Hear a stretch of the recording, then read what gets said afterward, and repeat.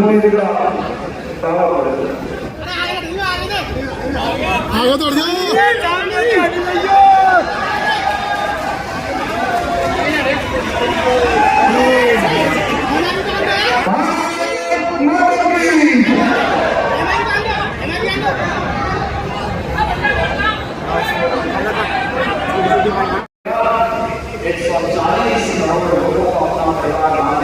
मोदी का परिवार नहीं है और इसलिए मोदी के परिवार का हिस्सा बनकर हम सब में भारत का रक्षण कर सके, यह कार्य हम सबको करना है। यानी मोदी का मतलब 12 करोड़ अन्नदाता किसानों को प्रधानमंत्री किसान सम्मान निधि, मोदी जी का मतलब 4 करोड़ गरीबों के सिर पर छत, मोदी जी का मतलब 12 करोड़ गरीबों को घर में शौचालय, शौचालय का मतलब नारी परिवार का सम्मान भी और बीमारी से मुक्ति भी। मोदी जी का मतलब 10 करोड़ गरीबों को रसोई गैस का कनेक्शन, मोदी जी का मतलब 2.5 करोड़ गरीबों के घर में बिजली का उजाला। आपके पूर्ण ऊर्जा मंत्री हैं श्रीकांत शर्मा जी के नेतृत्व में प्रदेश में 1,56,00,000 परिवारों को फ्री में बिजली के कनेक्शन उपलब्ध करवाने के कार्य में अकेले उत्तर प्रदेश से आप अनुमान कर सकते हैं इतने बड़े कार्य जिस सरकार ने हुए हैं। मोदी का मतलब 60 करोड़ गरीबों को 5 लाख रुपए की स्वास्थ्य बीमा का कवर। मोदी का मतलब देश के अंदर 10 वर्षों में 7 आएगी, 7 IIM, 15 एम्स, 16 IIT और 390 वर्ल्ड क्लास यूनिवर्सिटी। मोदी का मतलब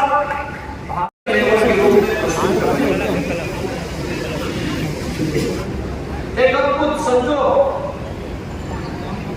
की विरासत भी और विकास भी, इन दोनों को लेकर के आज देश के अंदर एक नया जो प्रवाह पैदा हुआ है, ये हम सबको देखने को मिला होगा। मैं पिछले 15 दिन से एक गाना सुन रहा हूं और मैं हर बार होली में बचपन से ही होली के गानों को जब सुनता था, एक बात मुझे ध्यान में आती थी जो अक्सर हम लोग सुनते थे कि होली खेले रघुवीरा भजन तो हम लोगों ने खूब सुना, लेकिन सचमुच पहली बार 500 वर्षों में अयोध्या धाम में अपने धाम में विराजमान होकर के होली के साक्षात दर्शन भी हम सबको कराए और मथुरा वृंदावन की पुण्य गलियां भी इंतजार तो कर ही रही हैं।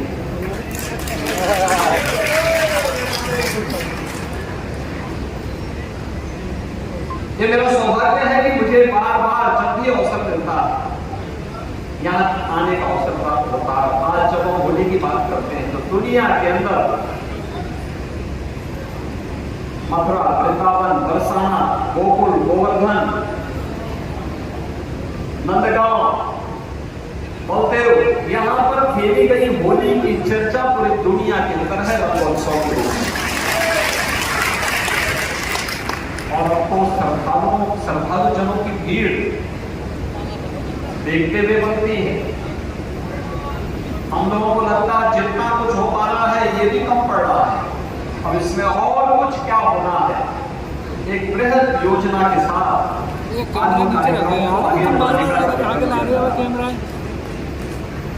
पूरा याद हूँ आपके। आप देखिए इस धरती का कितना बड़ा पता और कितनी बड़ी ताकत है। अब आप परेशान हो रहे हैं तो उसमें मेरी याद करिए 2021 जब वैष्णव महाकुंभ का आयोजन यहाँ पर हुआ यमुना मैया के तट पर, उन्हीं की कृपा से वृंदावन बिहारी लाल की जो असीम आशीर्वाद और कृपा हम सब पर थी। जिस दिन तक पूज्य संतों का वैष्णव कुंभ यहाँ पर था और जैसे ही कुंभ विसर्जित हुआ, कुंभ की उसके बाद आपने देखा होगा कोरोना जैसी महामारी किस रूप में फैली, पूरे देश में थी, पूरी दुनिया में थी, लेकिन उस सबके बावजूद जो जज्बा था यहाँ का वो देखने लायक था और अभिभूत करने वाला था, एक नई ताकत और एक नई ऊर्जा प्रदान करने वाला था। और उस ताकत के कारण ही हम लोगों ने उत्तर प्रदेश जैसी बड़ी आबादी के राज्य को प्रधानमंत्री मोदी जी के मार्गदर्शन कोरोना जैसी महामारी से बचाव करने में सफलता पाई। बंधु, आज पिछले 10 वर्ष में आपने बदलते हुए भारत को देखा, एक नया भारत,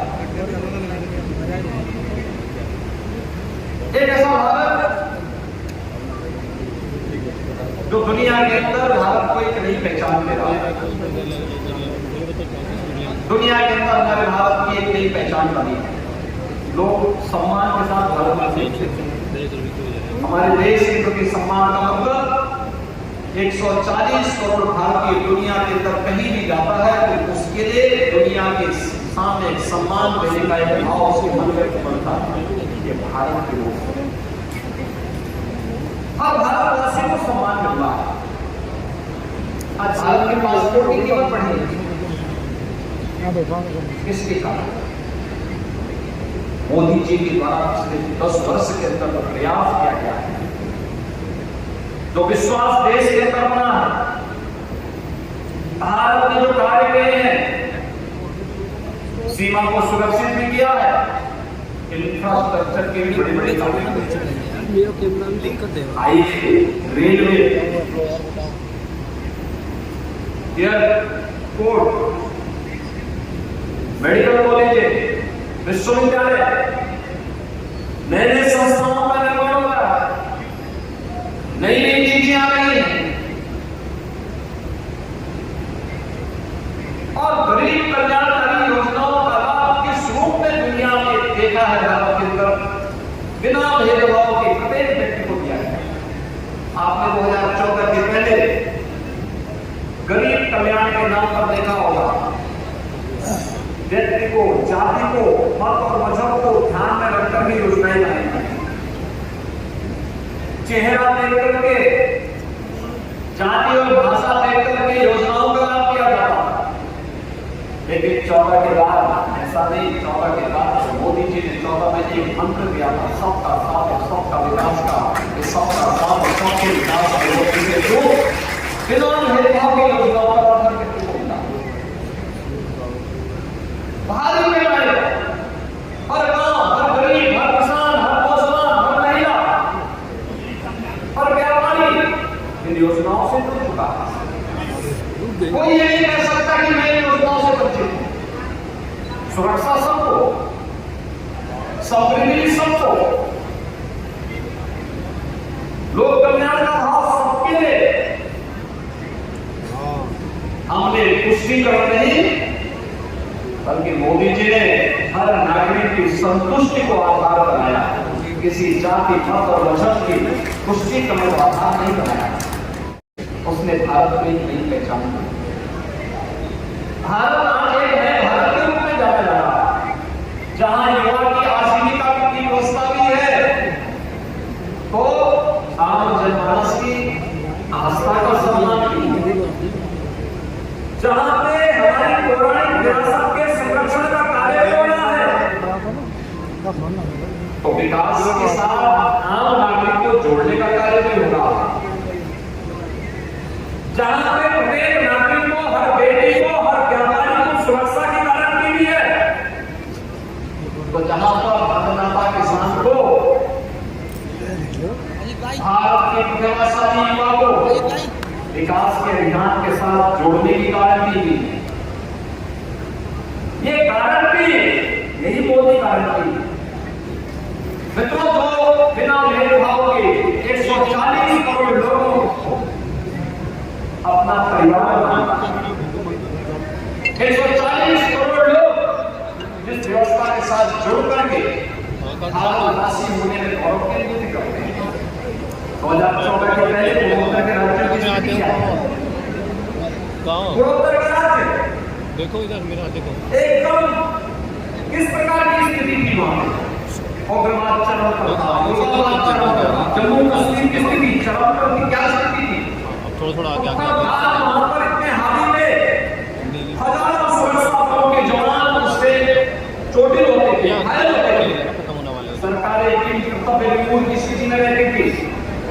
आज आप देख रहे होंगे जम्मू कश्मीर में पत्थरबाजी समाप्त, और पत्थरबाजी की समाप्त होने के साथ ही कश्मीर में धारा 370 भी समाप्त हो गई।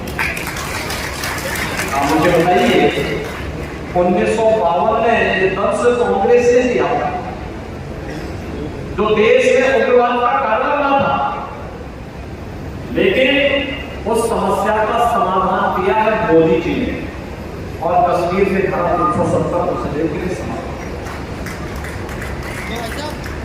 पत्थरबाजी की समाप्त हो गई और उग्रवाद की समस्या का समाधान ही समाप्त हो गया। आज भारत की सीमाएं सुरक्षित हैं। आज क्या कोई भारत को घुसपैठ भारत की सीमा में करने का दुस्साहस कर सकता है क्या? आज क्या कोई भारत के अंदर आकर के किसी आतंकी घटना को अंजाम दे सकता है क्या? नहीं, किसी का पता जब यशस्वी नेतृत्व होता है ऐसे ही वह हर एक निर्माण में विकास की बात सोचता है, हर एक क्षेत्र में विकास की बात सोचता है, और विकास आज हम सबको हर एक क्षेत्र में देखने को मिलता है। सीमावर्ती क्षेत्र में इंफ्रास्ट्रक्चर पहुंचा है। पहले सैनिकों को कई किलोमीटर दूर तक अपना सामान पीठ पर लाद करके जाना होता था। आज सीमावर्ती क्षेत्र पर भारत की कनेक्टिविटी इतनी बेहतर हो चुकी है कि हमारा जवान उन सीमाओं की रक्षा करते हुए वहां पर अपने साधन से जाता है, सीमाओं को सुरक्षित रखता है, अपना देश अपने आप को सुरक्षित महसूस करता है। मित्रों, यह भारत जिसको प्रधानमंत्री मोदी जी ने पिछले 10 वर्ष में नई पहचान की है, आज 2024 के हम लोकसभा चुनाव की वोट अपने समाज के उन प्रबुद्धजनों को, अलग-अलग तबके के प्रबुद्धजनों को जो समाज में एक माहौल बनाते हैं, समाज को लोकतंत्र के प्रति आग्रही बनाते हैं, समाज का एक व्यक्तित्व वर्ग यहाँ बैठा हुआ है। और मथुरा लोकसभा की प्रतिष्ठित सीट से मैं आज उनका आह्वान करने के लिए नीचे आया हूं। परिणाम तो सबका है कि आपका आशीर्वाद फिर से हिमाजी को मिलेगा, क्योंकि हिमाजी कला के साथ साथ संस्कृति की प्रतिनिधि है। मुझे याद है जब पहली बार वे सांसद के रूप में सदन में पहुंची, तो सदन में पहुंच करके उन्होंने सबसे पहला मुद्दा क्या उठाया? उन्होंने सदन में अपनी बात को बहुत शालीनता के साथ कहा। उन्होंने कहा था उस समय सदन में एक ही बात कही, उन्होंने कहा मैं इस क्षेत्र का प्रतिनिधि बनकर के यहाँ सदन में आए हूँ, देश के उच्च सदन में आए हूँ, और वो उच्च सदन में आकर के मैं केवल वहां की पीड़ा को आपके सामने रखा। 5000 वर्ष पहले जिस क्षेत्र में कृष्ण कन्हैया ने अपनी पूरी लीलाएं रची थी, और उसका साक्षी अगर कोई इस समय बना था, यमुना मैया बनती, यमुना मैया को प्रदूषित करके क्यों छोड़ दिया? यमुना मैया की आवाज देश की संसद में उठी थी, और मित्रों देश की संसद में उसी समय जब नमामि गंगे परियोजना बनी थी, तो नमामि गंगे परियोजना के माध्यम से फिर भारत सरकार ने जो कार्यक्रम प्रारंभ किए, आज आप देखते होंगे नमामि गंगे परियोजना के कार्य को द्रुत गति से आगे बढ़ाने का कार्य प्रारंभ हुआ, और नमामि गंगे के माध्यम से आज प्रयागराज में आप जाएंगे तो प्रयागराज में कुंभ करने के लिए जो हमारे पुण्य संतजन जाते हैं या माघ मेले में गए, उनको प्रयागराज बदली प्रयागराज में जाएंगे, वहां पे हमारे संगम में बहुत शुद्ध जल को देखा। लेकिन अब गंगा मैया के बाद यमुना मैया की ही बारी है, और इसके बारे में हमारी कार्यक्रम के साथ आगे बढ़ेंगे। कुछ एसटीपी बन चुकी है, कुछ बनने जा रही है। हमने यहाँ पे कुछ अन्य संस्थाओं को भी इसके साथ जोड़ने जा रहे हैं।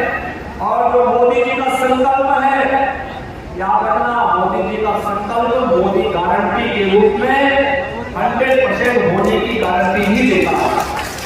और उसी गारंटी के साथ वह संकल्प जो कभी आवाज के रूप में आपके लोकप्रिय सांसद के मुंह से देश की संसद में उठा, जिसके लिए हमेशा चिंतित रहती है, वह वैसे ही साकार होगा जैसे एक मुद्दे साकार हुए, चाहे वह 84 कोसी परिक्रमा का मामला हो, चाहे वह वृंदावन मथुरा को एक नई पहचान देकर के, क्योंकि कला की लगती है और एक कला का प्रतिनिधि ही आपका प्रतिनिधित्व करके देश की संसद में अपनी आवाज को उठा रहा है, तो स्वाभाविक रूप से ये पहचान आपकी बनी रह सके।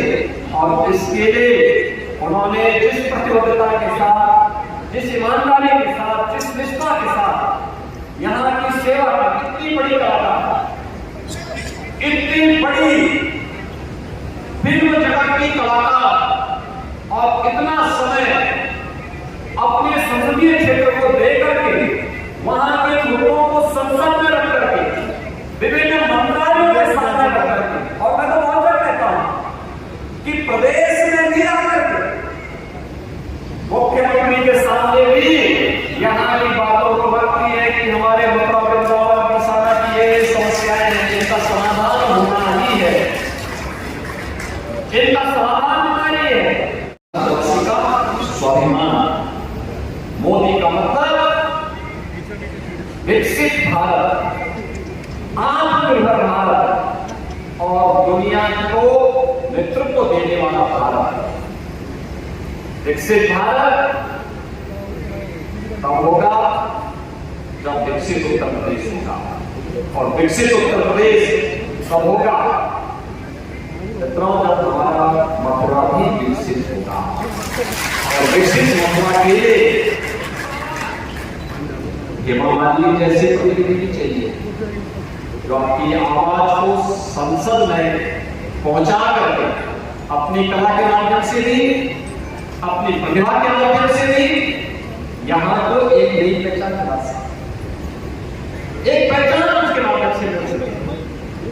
और हमारा मानना है, मोदी जी ने 2 वर्ष में, तो पिछले 2 कार्यकाल में, पिछले 10 वर्ष में 11वीं अर्थव्यवस्था से भारत को पहुंचाया है 5वीं बड़ी अर्थव्यवस्था के रूप में। और तीसरे कार्यकाल में, मोदी जी के तीसरे कार्यकाल के लिए भारत को दुनिया की तीसरी बड़ी अर्थव्यवस्था बनाना है। आप सहमत हैं? और इस तीसरी बड़ी अर्थव्यवस्था के लिए, विकसित भारत के लिए, विकसित उत्तर प्रदेश और विकसित मथुरा के लिए भी हम सबको कार्य करना है। और इसी कार्य के लिए आज आपका आह्वान करने के लिए मैं आप सभी लोगों से इसमें यानी विश्व प्रतिबद्धता के साथ कार्य बहुत कम होता है, बहुत कम देखने को मिलता है। और सब कुछ अगर इस प्रकार के प्रतिनिधि हो जाए तो मित्रों फिर कोई समस्या नहीं रहती, अपने आप ही समस्या समाधान का रास्ता बना सकती है, समस्या का रास्ता एक समाधान का रास्ता निकालती है। हमारा बड़े क्षेत्र तो समाधान देता है, समस्या नहीं देता है। बड़ी से बड़ी समस्या का समाधान किसने दिया? आज से नहीं दे रहा है, पिछले हजारों वर्षों से दे रहा है। और हजारों वर्षों की उस समस्या का समाधान का रास्ता जब आप देते हैं तो आपके साथ मुझे भी जोड़ने में आनंद। मैं आपके अवसर पर केवल आपसे ये बात कहने के लिए आया कि हम लोगों ने बदलते हुए इस चुनाव को देखा कि वे और 10 वर्ष में बहुत नजदीक से हम लोगों ने इस चीज को महसूस किया। तो मैं तो अभी यहाँ पे कार्यक्रम में हूँ। मैं पूरा देश आज एक प्रश्न कर रहा है, और प्रश्न ये, हाँ योगी जी है ना, चुनावी समर में वो खेले बहुत स्पष्ट नजर आ रहे हैं। हाँ वो मैं मिल रहा हूँ। हेलो, और वहाँ है हेलो, एक पक्ष के फैमिली फर्स्ट है, तो मोदी जी के नेतृत्व में जो पक्ष है उसके लिए निरसन फंस एक पक्ष जो फैमिली फंसने की बात करता है वो अपने कृत्यों से माफिया राज को प्रश्रय देता है, लेकिन मोदी जी का पक्ष कानून की राज को प्रभावी ढंग से लागू करने का काम करता है। एक पक्ष जो माफिया राज को प्रश्रय देता है वो भ्रष्टाचार का पक्ष है, वो मोदी जी का पक्ष जीरो टॉलरेंस का पक्ष है। एक पक्ष जो माफिया राज और तुष्टीकरण का पक्ष है, वह तुष्टीकरण के नाम पर व्यक्ति जाति मत और मजहब के आधार पर समाज को बांटना चाहता है, लेकिन मोदी जी के नेतृत्व में सबका साथ और सबके विकास के माध्यम से जातिवाद नहीं बल्कि गरीब कल्याणकारी योजनाओं का लाभ बिना भेदभाव के समाज के हर एक तबके को देने के पक्ष का हम सबको दिखाई देता है।